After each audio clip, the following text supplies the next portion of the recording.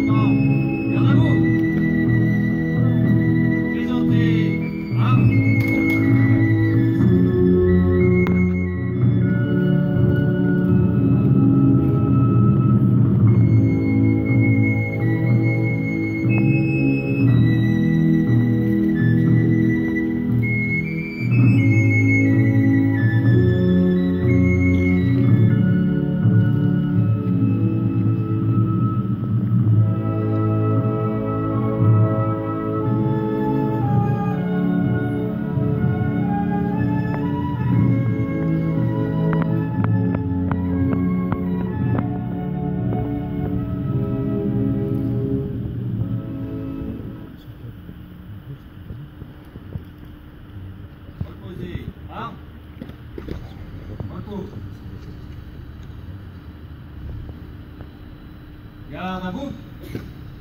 Présentez armes. Ouvrez le banc.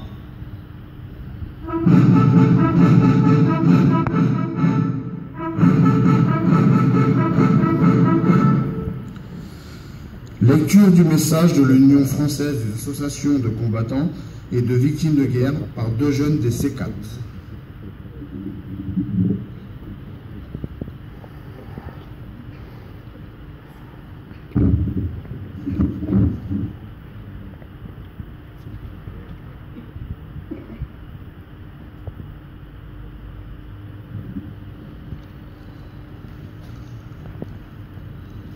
En ce 98e anniversaire de l'armistice du 11 novembre 1918, la France commémore également le 100e anniversaire de la bataille de Verdun et des combats de la Somme.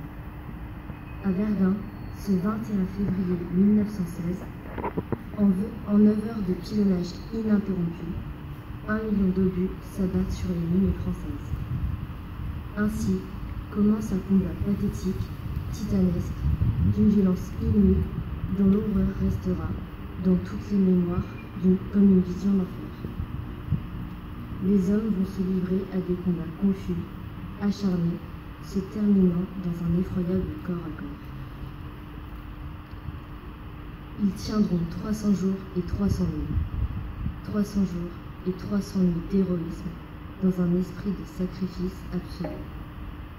L'armée française y perdra 163 000 hommes, l'armée allemande 143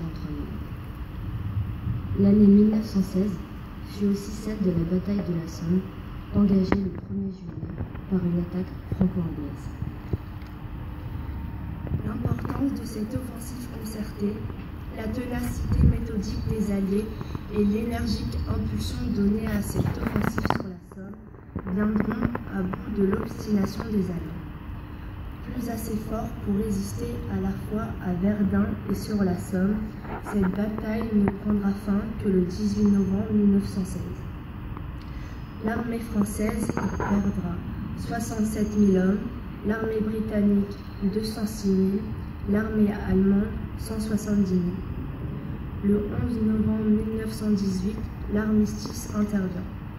Après ces 4 années de conflit, la France, pour sa part, déplorait 1 400 000 morts, 740 000 invalides, 3 millions de blessés, des centaines de milliers de veuves et d'orphelins. En ce jour de commémoration, rendons hommage à tous ces soldats de métropole, d'outre-mer et des pays alliés, qui ont fait preuve d'un courage exemplaire méritant une indéfectible reconnaissance. Ils se sont battus pour un pour un idéal de paix et de liberté. L'Union française des associations de combattants et de victimes de guerre invite toutes les générations, et spécialement la jeunesse, à œuvrer pour un monde plus juste, plus solidaire et en paix. Vive la République et vive la France.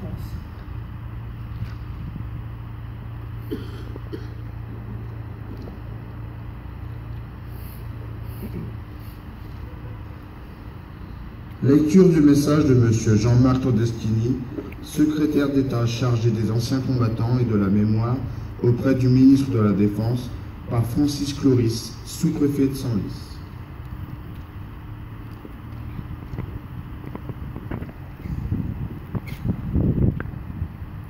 Le 11 novembre 1918 annonçait la fin des combats que personne n'osait plus espérer. Cette date mettait fin au long cortège de morts, de blessés, de mutilés, de traumatisés, de veuves et d'orphelins qui accompagnaient la Grande Guerre depuis plus de 4 ans. Le centenaire du premier conflit mondial est l'occasion pour les Françaises et les Français de commémorer cette journée avec une émotion particulière, tant cette histoire est liée pour chacune et chacun d'entre nous à une histoire familiale. Commémorer le 11 novembre, c'est répondre à la nécessité du souvenir, de l'hommage aux morts et de l'expression de notre reconnaissance. L'année mémorielle 2017 en sera une nouvelle occasion, alors que nous nous apprêtons à commémorer l'offensive du chemin des Dames, à témoigner notre amitié aux États-Unis d'Amérique, entrés en guerre le 6 avril 1917, et aux Canadiens qui se sont illustrés dans la prise de Vimy le 9 avril de cette même année. Commémorer le 11 novembre, c'est aussi comprendre les droits des anciens combattants hérités de cette guerre et l'indispensable structure d'aide et de soutien et d'accompagnement créée dans l'urgence des combats en 2016, l'Office national des mutilés et réformés, qui deviendra l'Office national des anciens combattants et victimes de guerre, dont nous célébrons le centenaire cette année. Il remplit toujours, un siècle plus tard, ses missions historiques de reconnaissance, de solidarité et de réparation au profit de toutes les générations combattantes, de la Seconde Guerre mondiale aux opérations extérieures, en passant par les soldats engagés en Indochine et en Afrique du Nord. Soucieux de pérenniser et d'inscrire dans la pierre l'hommage rendu chaque 11 novembre aux morts pour la France dans les théâtres extérieurs, le président de la République a décidé qu'un monument, dont les travaux seront lancés en 2017 à Paris, sera dédié à ces femmes et à ces hommes qui ont payé de leur vie leur engagement pour la défense de notre pays et de ses valeurs.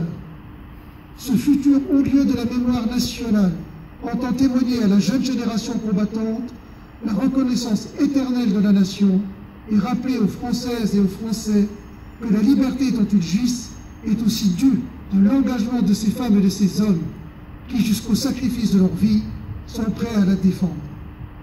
Veillons à ce qu'aucun de nos enfants ne l'ignore en poursuivant l'indispensable travail de mémoire.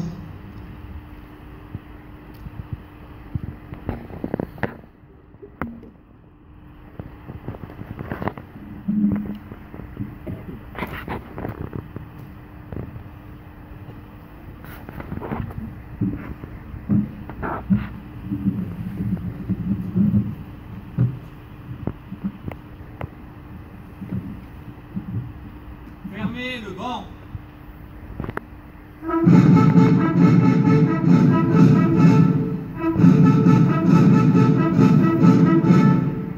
Reposez. Armes.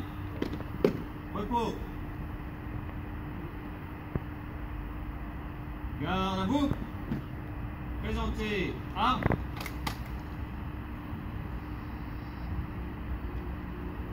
Dépôt de gerbe de M. Francis Cloris, sous-préfet de Senlis. M. Jean-Claude Villemain, maire de Creil, conseiller départemental de l'Oise. De Mme Samira Erizi, conseillère régionale, représentant M. Xavier Bertrand, président du conseil régional Nord-Pas-de-Calais-Picardie. De Mme Dominique Lavalette, conseillère départementale de Creil.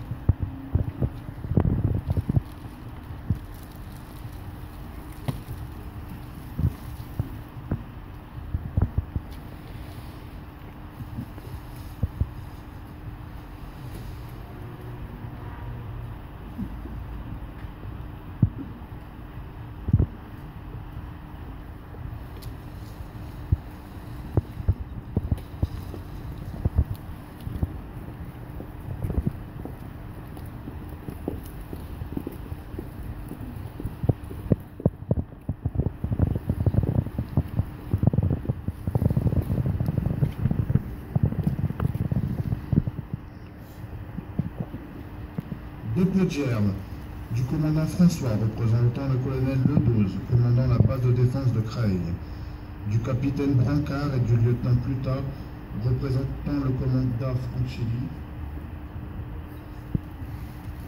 de M. Jean-Pierre Bujard, président de l'entente créoise, M. Pakir Madeli, secrétaire de la Fédération des cheminots des anciens combattants en Algérie, M. François Legrand, président de l'Union nationale des combattants, et de M. Daniel Dujardin, président de l'Association des combattants, prisonniers de guerre et combattants d'Algérie, Tunisie, Maroc.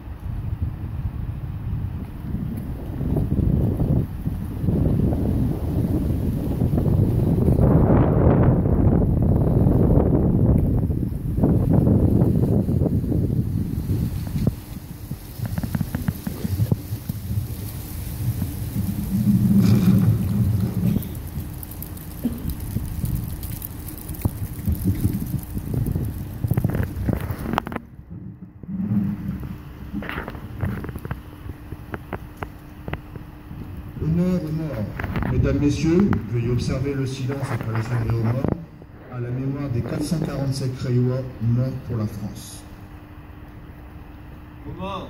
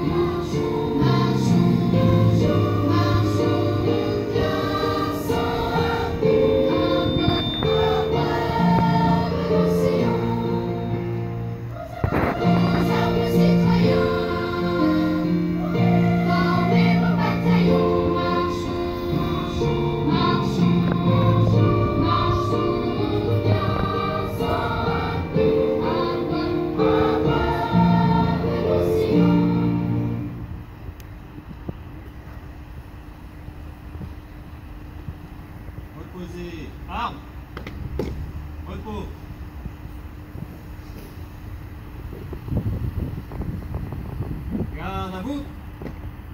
Présentez armes. Revue des drapeaux par les autorités.